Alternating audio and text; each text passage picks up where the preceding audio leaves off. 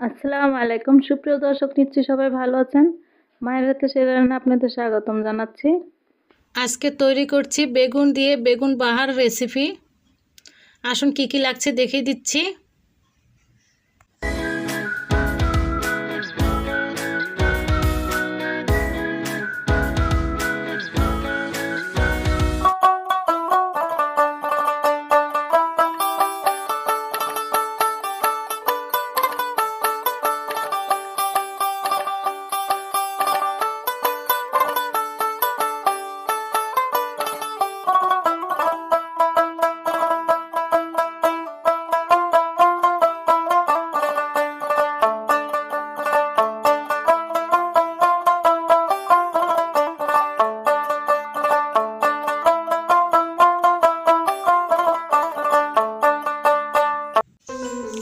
আসুন বেগুনটা কিভাবে কাটতে হবে দেখিয়ে দিচ্ছি।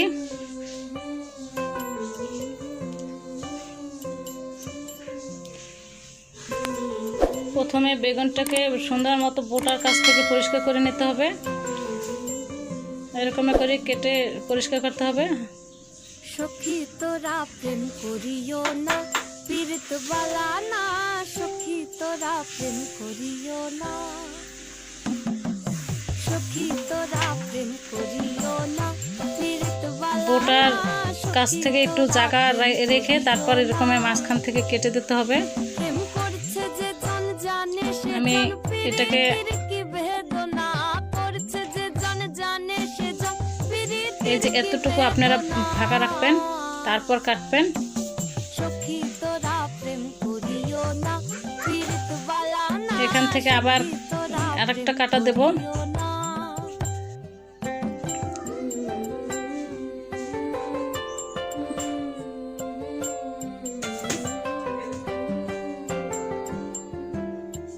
প্রেম করে ভাসলো সাগরে, এভাবে করে কেটে নিতে হবে। দেখেন বন্ধুরা, এরকম করে কাটলে ভেতরে পোকা আছে কিনা সেটাও সুন্দর মতো দেখা যায়, আর দেখতেও সুন্দর দেখায়। প্রেম করে ভাসলো বোটা এখান থেকে কেটে নিতে হবে। বেগুন বাহারের রেসিপিতে বোটা সহ রাখার জন্যই বেগুনের বাহারের সৌন্দর্যটা বাড়ে, রেসিপিটার সৌন্দর্যও বাড়ে। আপনারা এরকম করে চেষ্টা করবেন। এরকম করে প্রতিটা বেগুন আমি কেটে নেব সুন্দর করে। বাসায় কোনো গেস্ট আসলে এরকম এই বেগুন বাহারটা আপনারা তৈরি করতে পারেন। দেখতেও সৌন্দর্য দেখাবে, আপনার নিজের কাছেও ভালো লাগবে।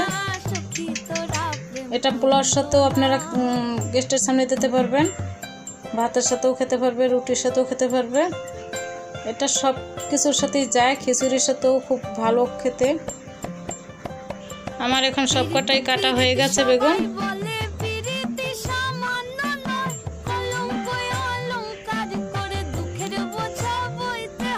এখন আমি বেগুনের গায়ে যে মশলাটা লাগাবো সেই জন্য প্রথমে পেঁয়াজ দিয়েছি 1 চামচ, মরিচের গুঁড়া দিয়েছি 1/2 চামচ,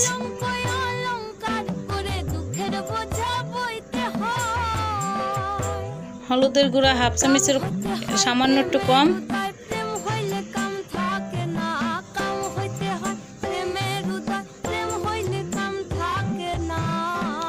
রসুন বাটা 1/2 চামচ, ধনিয়া গুঁড়া 1/2 চামচ, জিরে গুঁড়া 1/2 চামচ,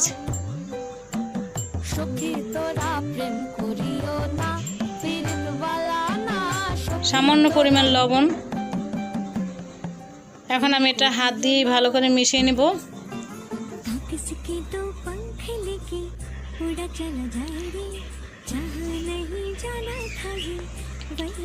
এখন আমি যে কেটে রেখেছিলাম সেই বেগুনের ভেতরে আমি মশলা লাগিয়ে দিচ্ছি। সুন্দর করে ভেতরে ভালো করে মিশে মিশে লাগিয়ে দেবেন।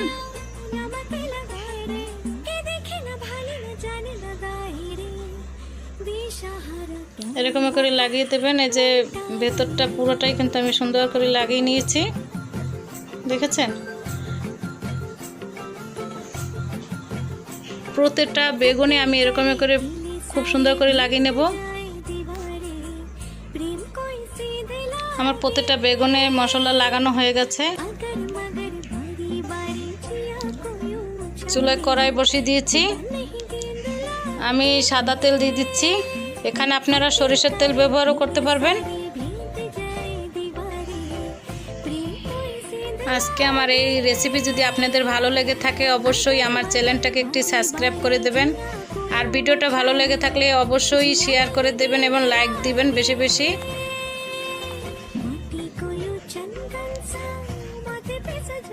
বন্ধুরা, কিছু জানানো থাকলে বা কিছু যদি আপনাদের জিজ্ঞাসা করা থাকে তাহলে অবশ্যই আমার কমেন্টস বক্সে জানিয়ে দেবেন। আমি একটু একটু করে তেলের ভেতরে বেগুন দিয়ে দিচ্ছি ভাজার জন্য।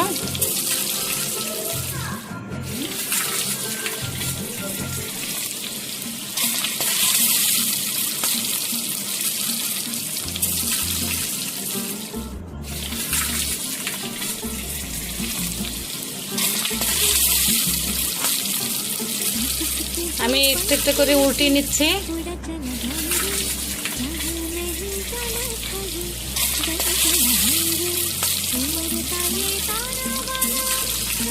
খুব ভালো করে উল্টিয়ে দিচ্ছি।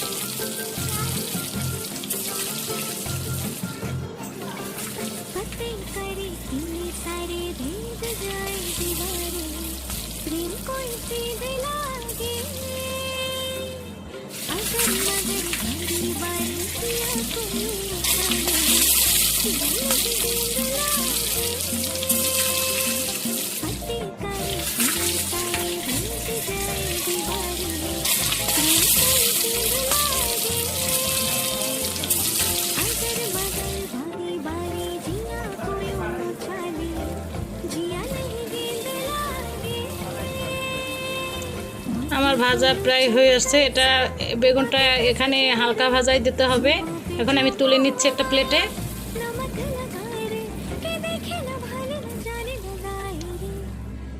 এর চেয়ে বেশি ভাজতে যাবেন না, কারণ বেগুন বাহার বানাতে হলে এরকমেরই মানে ভাজতে হবে।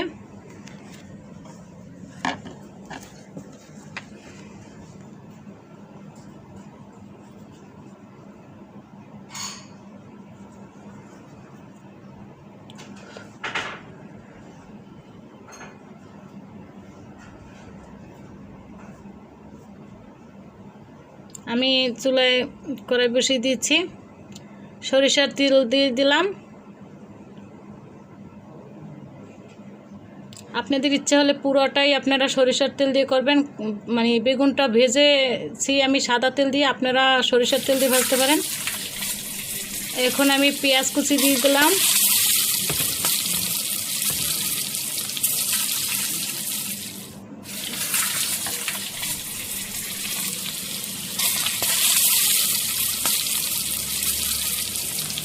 ভালো করে ভেজে নিচ্ছি। শুকনো মরিচ দিয়ে দিচ্ছি। এখানে আমি 4টি শুকনো মরিচ দিয়েছি। বেগুন বাহার রেসিপিটা আসলে সরিষার তেল দিয়েই পুরোটা করলে মানে স্বাদটা আরও বেশি বাড়ে।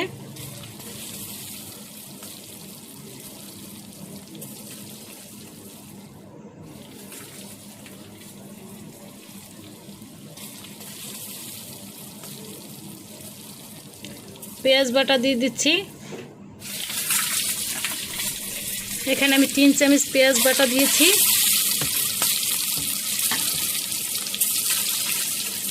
এক চামচ রসুন বাটা। খুব ভালোভাবে নেড়ে নিতে হবে।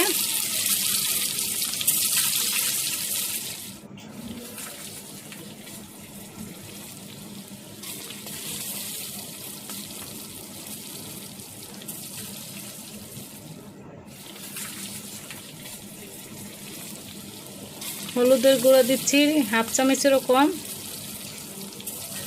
খুব সামান্য পরিমাণ হলুদের গুঁড়া দিয়েছি, কারণ এই রেসিপিতে হলুদটা পরিমাণটা একটু কমই লাগে।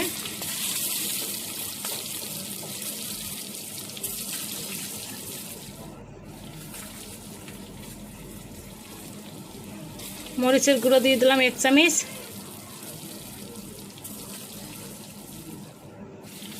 ধনিয়া গুঁড়া দিয়েছি 1/2 চামচের কম।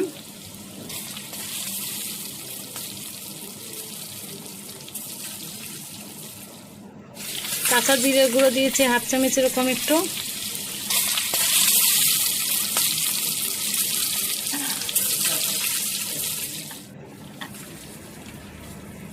লবণ পরিমাণ মতো দেবেন।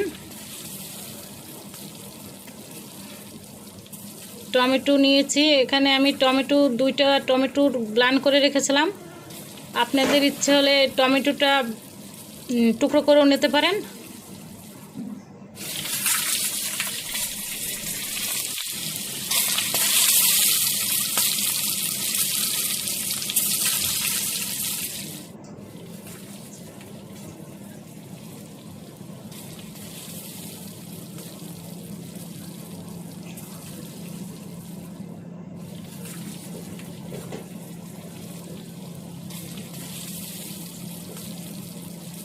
হাফ চামচের 1 ভাগ মানে হাফ চামচের একটু কম আমি গোলমরিচের গুঁড়ো দিয়েছি। এখানে সাদা গোলমরিচের গুঁড়ো দিয়েছি আমি এখানে।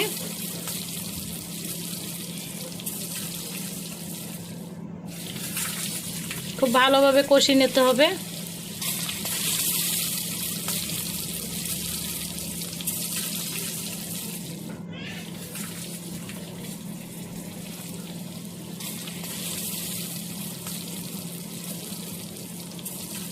এখন আমি টক দইটা দিয়ে দিচ্ছি। এখানে আমি 4 টেবিল চামচ টক দই দিয়েছি, 4 চামচ টক দই এখানে ভালো করে মিশিয়ে নিচ্ছি।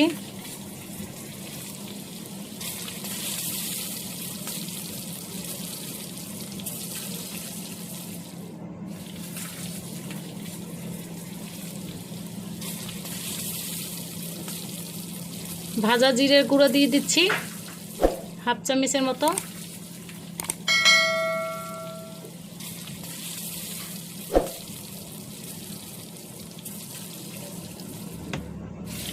আমি লেবুর রস দিয়ে দিচ্ছি, এখানে 4 চামচের 2 চামচ লেবুর রস দিয়েছি।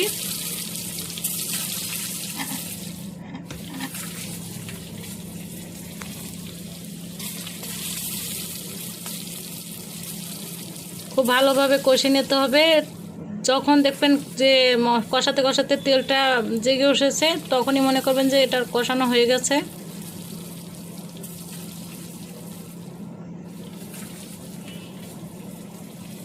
আমার এটা কষানো হয়ে গেছে, দেখেন বন্ধুরা একদম তেলটা জেগেছে, খুব সুন্দর কষানো হয়ে গেছে। এখন আমি বেগুন দিয়ে দিচ্ছি, একটু একটু করে বেগুন দিয়ে দিচ্ছি এখানে।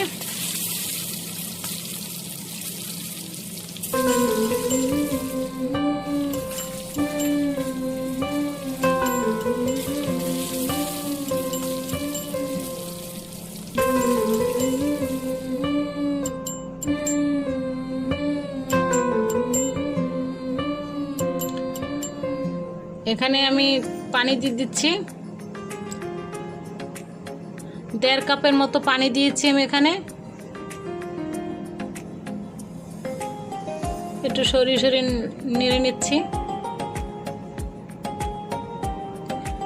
আমি 10 মিনিটের জন্য ঢাকনা লাগিয়ে দিচ্ছি।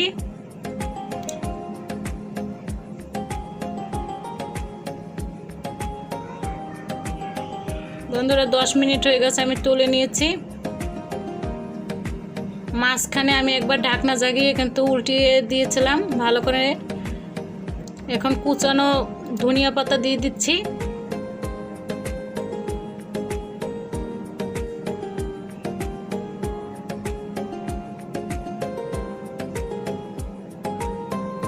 কাঁচামরিচ দিয়ে দিচ্ছি জাস্ট ফ্লেভারের জন্য, মানে সৌন্দর্যের জন্য, আর কিছুই না।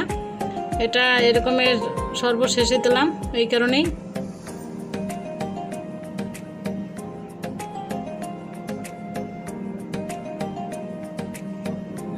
আমার বেগুনের বাহার হয়ে গেছে, এখন চুলাটা বন্ধ করে দিচ্ছি। ডেকোরেশনের জন্য একটা প্লেটে তুলে নিচ্ছি বন্ধুরা। দেখেন বন্ধুরা বেগুন বাহারের রেসিপিটা দেখতে কত সুন্দর, আর খেতেও খুব সুস্বাদু। আসলে এটা মানে দেখার মতোই, দেখারই বাহার, খেতেও বাহার, নামটাও বেগুনের বাহার। খুবই সুস্বাদু। আপনারা অবশ্যই বাসায় তৈরি করে খাবেন, দেখবেন খুবই স্বাদ। আর গেস্টের সামনে তো অতুলনীয়, বাচ্চারাও খুব পছন্দ করে এটা।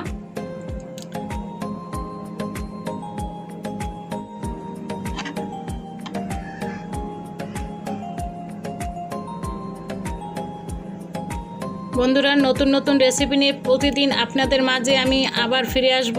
আজ আপনাদের সুস্থতার কামনা করে আজকে এখানেই বিদায় জানাচ্ছি। আল্লাহ হাফেজ।